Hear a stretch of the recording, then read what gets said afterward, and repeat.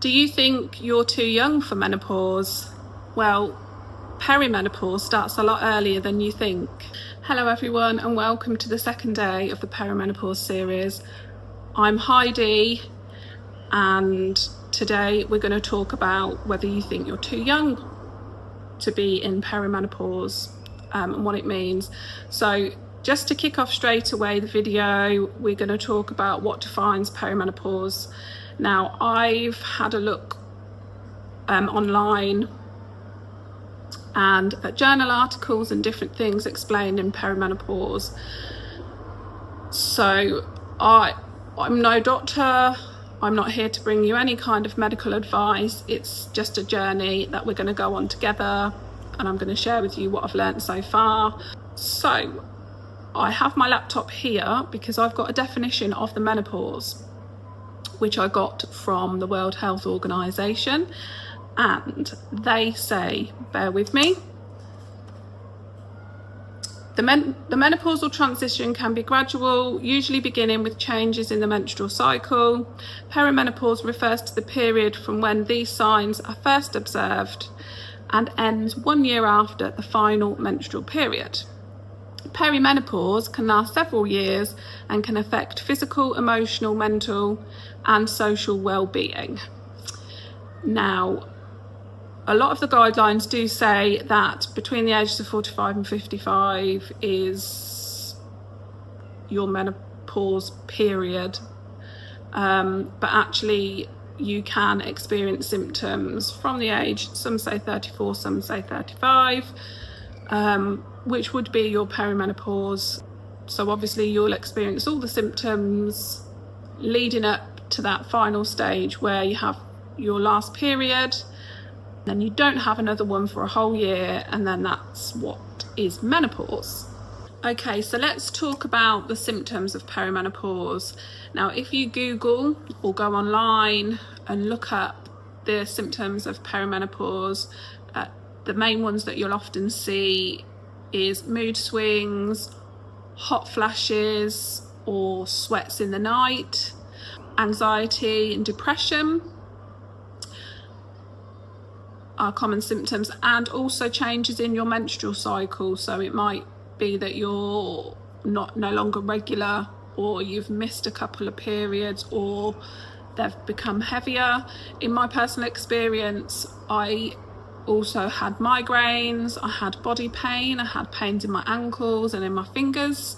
My menstrual cycle was heavier, a lot heavier, and extremely painful actually. I also had tinnitus. I also suffer from like a dry throat, dry mouth, which causes me to cough. So they're just to name a few. Now, if you're online, if you go on social media, there is a lot now of shared information, which is great, around perimenopause and the symptoms and how it can also be misdiagnosed and the reasons for that. There are lots of reasons. Obviously, it's public awareness, so how much personally ourselves we know about the perimenopause. I have never had a conversation with my mum or my nan or anyone about menopause. I don't think ever, and I'm 46. There's a lot at the moment in the media around discussing healthcare professionals and doctors and the lack of training that they have around the perimenopause and recognising the symptoms. So there are a couple of things. Also, the symptoms are very broad, so they are very similar to other conditions. So there are conditions such as fibro, anxiety and depression. You know, I've got friends that have experienced, going to the doctors about anxiety and depression and then been given medication for that. Then a little bit later down the line, it's turned out that the doctor thinks it's probably perimenopause symptoms. And another thing that is being talked about in the media a lot lately, all the research that I've been doing is around gender bias and women not being taken seriously by their healthcare professional, their doctor, about the severity of their symptoms. Yeah, and you know, maybe not taking it seriously enough. I know also there's talks around not being a lot of research around perimenopause and the effects that it has on females mentally and physically. Okay, so yeah, if any of those symptoms sound familiar to you, do pop a comment down below. Let's get a conversation started. Now, I do have a checklist which I've mentioned in my previous video. It's a free downloadable perimenopause symptoms checklist that you can have a look at. It would be useful for if you think you may be experiencing symptoms, or that you know and you want to go to your doctor.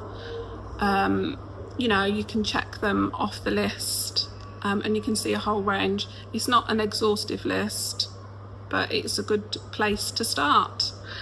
Okay, so thank you for watching the video today. Please join me again tomorrow. Don't forget to subscribe. Click the notification bell so you know when the next upload is coming. It is a 30-day perimenopause set of videos that I'm doing, so please join me for the next one.